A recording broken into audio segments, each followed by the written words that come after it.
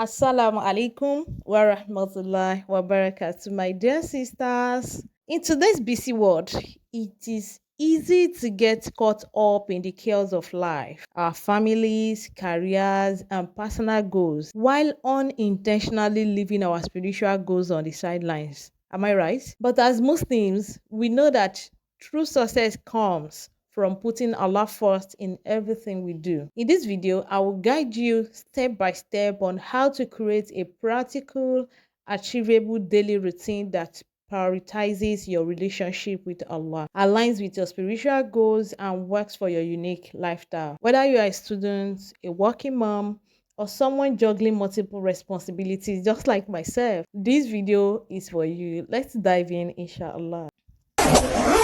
Let's start by reflecting on why putting Allah first is so important.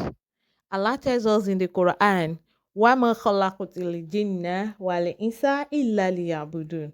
And I did not create jinn and mankind except to worship me. This verse is a reminder that the ultimate purpose of our lives is to worship Allah. Everything we do, from the way we spend our time to how we fulfill our responsibilities, can become an act of ibadah when done with the right intention. When you put Allah first, you invite barakah.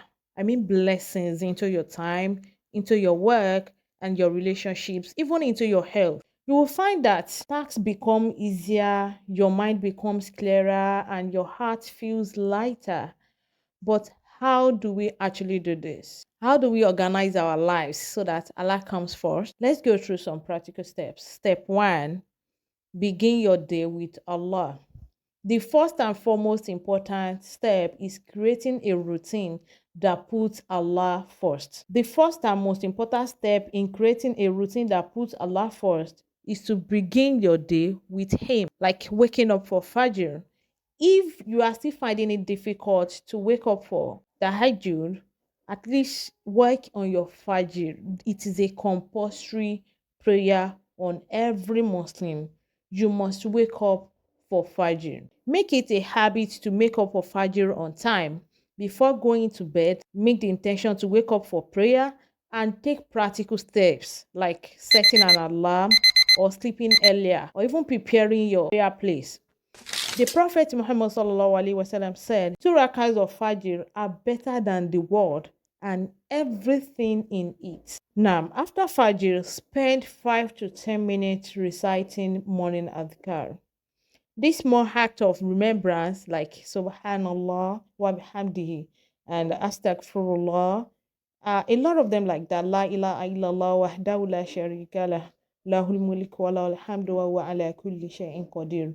Protect you throughout the day and keep your heart connected to Allah. Why going and not doing anything, you may just key in a kind of earphone into your ears to be listening to recitation of Quran or even tafsir. Step two, organize your day around Salah. Salah should be the anchor of your daily routine. Instead of planning your prayers around your tasks, plan your tasks around your prayers. Like, I want to do this before Dhuhr and this after Dhuhr.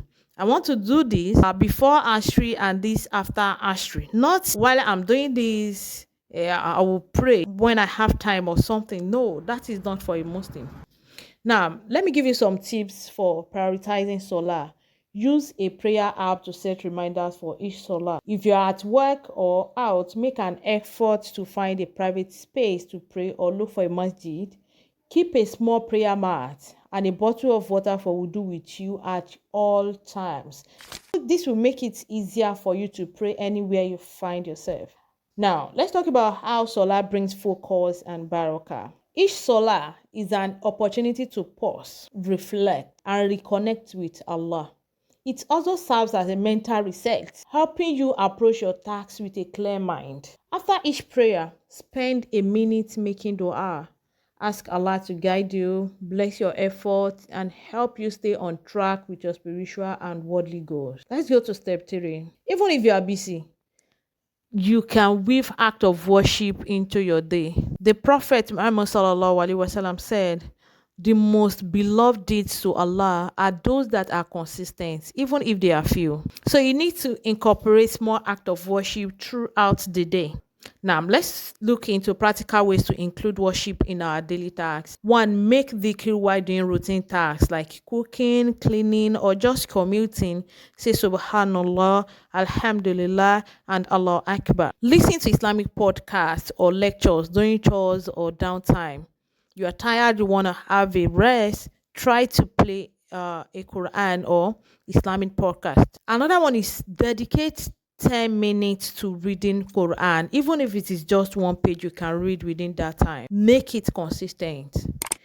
Imagine folding laundry while making dhikr or listening to an inspiring talk on Jannah. These small moments add up and transform your entire day into act of worship. Before you know it, you have done a lot of ibadat within a day. Now, let's go to step 4.